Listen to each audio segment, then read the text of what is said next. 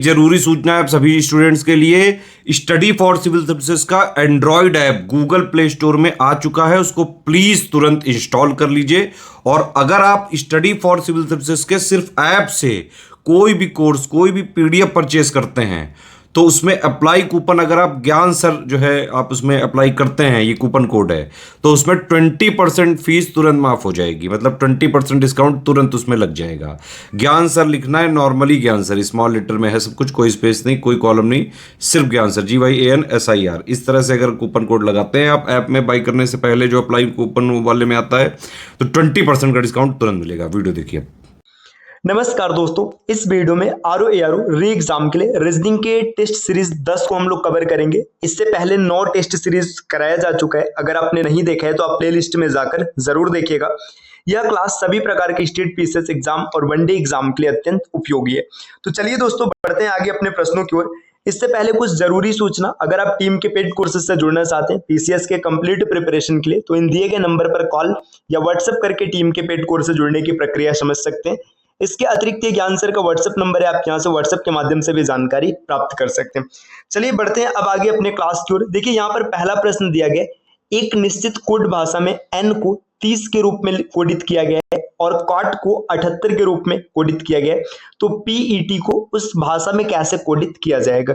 n को लिखा गया है 30 और COT कॉट को लिखा गया है 78 अर्थात 78। आपको बताना है पीईटी कैसे लिखा जाएगा। दोस्तों n की प्लेस वैल्यू होती है 14, तो यहाँ पर 14 न लिख करके 14 में 2 से गुणा कराया गया तो 28 आ गया और इसमें 2 जोड़ने पर 30 आ गया। इसी तरीके से देखिएगा, C की प्लेस वैल्यू है 3, O की प्लेस वैल्यू है 15 और T की प्लेस वैल्यू है 20। इन सबको आपस में जोड़ेंगे तो इन सबको जोड़ने पर आएगा 38। 38 दूना 76 होता है, 76 में 2 जोड़ने पर आपको 78 मिलेगा। तो पैटर्न आपको पता चल चुका है, क्या पैटर्न चल रहा है। पीईटी में प्लेस वैल्यू की बात करेंगे, P की प्लेस वैल्यू होती है 16, E की प्लेस वैल्यू है 5 और T की प्लेस वैल्यू है 20। इन सबको अगर हम जोड़ेंगे तो मिलेगा 41। 41 का 2 गुना किया जाएगा और इसमें 2 जोड़ा जाएगा। 41 का 2 गुना होता है 82 और 82 में 2 जोड़ने पर मिलेगा 84। तो इस प्रकार इसका सही उत्तर बनेगा विकल्प 4। इसमें 84 इसका उत्तर बन जाएगा। दूसरा क्वेश्चन दिया है, जॉन रुपए की दर से पेट्रोल खरीदते थे, पिछले महीने तक 80 प्रति लीटर। यहाँ पर थोड़ा सा शब्द मिसप्लेस हो चुका है, मतलब गलत जगह पर आ गया। इसको ऐसे समझिएगा कि जॉन 80 रुपए प्रति लीटर की दर से पेट्रोल खरीदा करते थे पिछले महीने तक, अब वह इसे रुपए की दर से खरीदता है 85 प्रति लीटर, मतलब अब 85 रुपए प्रति लीटर की दर से खरीदता है। तो पिछले महीने की तुलना में पेट्रोल की कीमत में कितने प्रतिशत की वृद्धि हुई है।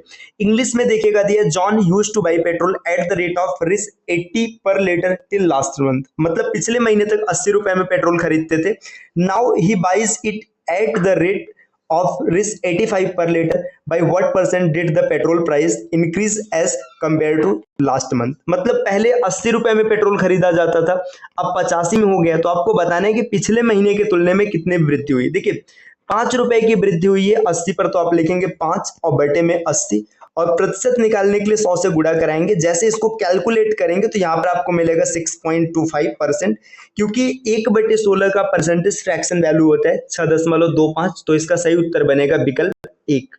अगले क्वेश्चन पर आते हैं। क्वेश्चन नंबर 3 दिए, विशिष्ट पासे की विभिन्न स्थितियां नीचे दर्शाई गई हैं, एक के विपरीत संख्या ज्ञात कीजिए। देखिए यहाँ पर एक डाइस के 3 रूप को दर्शाया गया है। इसमें आपको बताना है कि एक के विपरीत क्या होगा।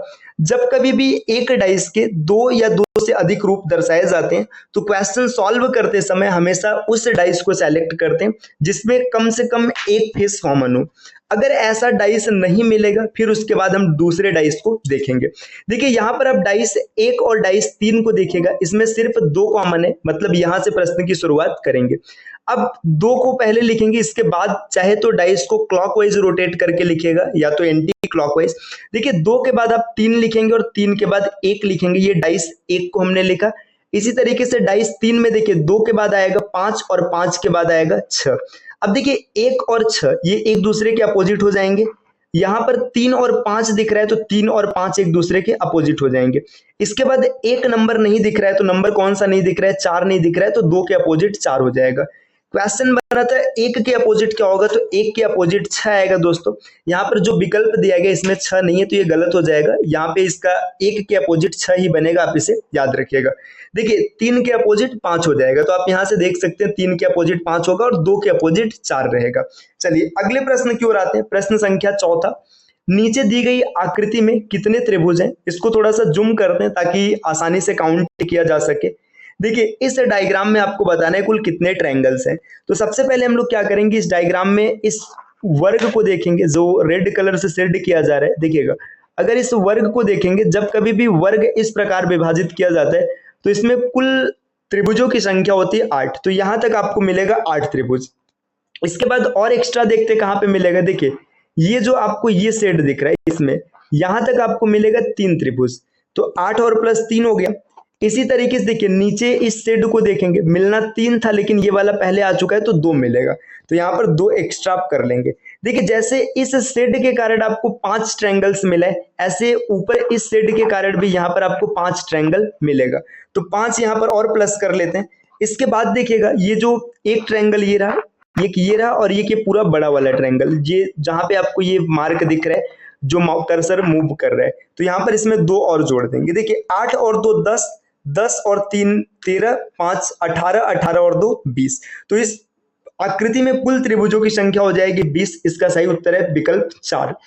अगले प्रश्न पर आते हैं। प्रश्न संख्या 5, एक निश्चित कोड भाषा में ब्राउज को GUYQTD लिखा जाता है, उस भाषा में अमलगम को कैसे लिखा जाएगा आपको ये बताना है। देखिए ब्राउज को कुछ इस प्रकार से कोडित किया गया, तो अमलगम का कोड क्या होगा इसको आप सॉल्व कर सकते हैं। इससे आप सॉल्व कीजिएगा और इसका सही उत्तर क्या बनेगा इसे कमेंट करके बताइएगा। प्रश्न संख्या 6, दिए गए कथन और निष्कर्ष को ध्यान से पढ़ें। यह मानते हुए कि कथनों में दी गई जानकारी सत्य है वह सामान्य रूप से ज्ञात तथ्यों से पूरी तरह से भिन्न हो, यह तय कीजिए कि दिए गए निष्कर्षों में से कौन सा निष्कर्ष तार्किक रूप से अनुसरण करता है।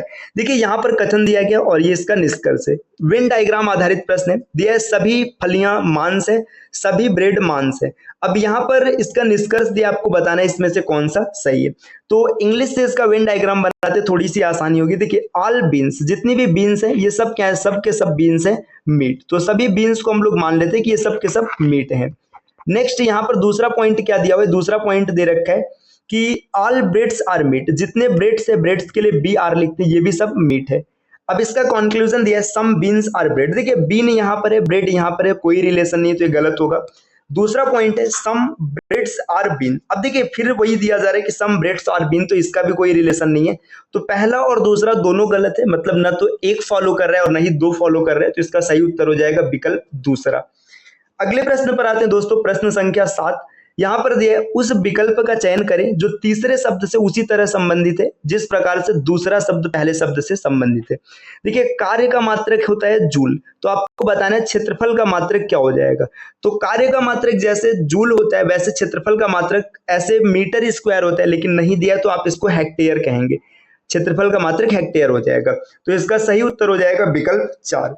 अगले क्वेश्चन पर आते हैं। प्रश्न संख्या नेक्स्ट, अगला प्रश्न यहाँ पर दिया 8वें नंबर का, दिए गए अक्षर के समूहों में से 3 किसी तरह से समान है जबकि चौथा बाकी तीनों से अलग है, विषम विकल्प का चयन करें। आपको ये बताना है कि इसमें से कौन सा विषम है। तो इनकी प्लेस वैल्यू लिखते हैं। L की प्लेस वैल्यू 12, N की प्लेस वैल्यू 14 और P की प्लेस वैल्यू 16। इसी तरीके से D की प्लेस वैल्यू 4, F की प्लेस वैल्यू 6 और H की प्लेस वैल्यू है 8। और आगे बढ़ेंगे, F की प्लेस वैल्यू 6, H के लिए 8 और J के लिए 10। T की प्लेस वैल्यू है 20, V की प्लेस वैल्यू है 22 और W की प्लेस वैल्यू है 23। देखिए जितने भी विकल्प यहाँ पर लिखे गए इनमें 3 विकल्प ऐसे जिनमें 2-2 का डिफरेंस है, लेकिन विकल्प नंबर 4 यहाँ पर डिफरेंस गड़बड़ हो गया, अर्थात 1 का डिफरेंस है, तो यही उसका उत्तर बनेगा। विकल्प 4 इस प्रश्न का उत्तर हो जाएगा। अगले क्वेश्चन पर आते दोस्तों। प्रश्न संख्या 9 दिया है, उस विकल्प का चयन करें जिसमें दर्शाई गई संख्याएं आपस में वही संबंध रखती हैं जो प्रश्न में दी गई संख्याएं आपस में रखती हैं। देखिए 8 का संबंध दिया है 49 के साथ, तो 8 का संबंध 49 के साथ कई तरीके से बन सकता है। अब ये डिसाइड होगा कि कौन सा यहाँ पर लागू होता है। देखिए अगर आप ऐसे देखेंगे तो 8 6 का 48 और 1 49 ये भी हो सकता है। तो देखिए यहाँ पर ऐसा लगता है 9 छक्का 54 नहीं होगा, 15 छक्का 90, 13 छक्का 78 और 12 छक 72। तो पहला ये नहीं लग रहा है। देखिए दूसरा आप ऐसे देख सकते हैं कि यहाँ पर 8 दिया है ना, तो 8 से 1 कम कर लीजिएगा, 7 और 7 का स्क्वायर आगे रखा है, तो 8 का स्क्वायर 64 ये गलत होगा, 14 का स्क्वायर 196 ये भी गलत है, 12 का स्क्वायर 144 ये भी गलत है, लेकिन 11 का स्क्वायर 121 होता है, विकल्प 4 इसका सही उत्तर बनेगा। अगले प्रश्न पर आते हैं। क्वेश्चन नंबर 10 दिया है, ए को क्रमिक रूप से बाएं से दाएं बदलने के लिए गणितीय संकेतों के सही संयोजन का चयन करें और निम्नलिखित समीकरणों को संतुलित करें। देखिए आपको बताना है कि इसमें से कौन सा विकल्प यहाँ पर रखेंगे कि इक्वेशन सही बन जाएगा। तो ये क्वेश्चन भी हिट एंड ट्रायल मेथड से बनेगा, आप इसको ट्राई कीजिएगा, एक एक विकल्प को रखिएगा, सही उत्तर आपको आसानी से मिल जाएगा। तो दोस्तों ये हम लोगों की क्लास रही जिसमें कुछ प्रश्नों का डिस्कशन किया गया। इस प्रकार की क्लास आपको निरंतर मिलती रहेगी, जिसके लिए आपको CSAT प्रिपरेशन के इस यूट्यूब चैनल को सब्सक्राइब करना है। और अगर आप PCS के कंप्लीट प्रिपरेशन के लिए टीम के पेड कोर्सेज से जुड़ना चाहते हैं तो आप इन दिए गए नंबर पर कॉल या व्हाट्सएप करके टीम के पेड कोर्स से जुड़ने की प्रक्रिया समझ सकते हैं। और ये ज्ञान सर का व्हाट्सएप नंबर है, आप यहाँ से व्हाट्सएप के माध्यम से भी जानकारी प्राप्त कर सकते हैं। मिलते हैं आपसे नेक्स्ट वीडियो में कुछ नए प्रश्नों के साथ, तब तक के लिए नमस्कार।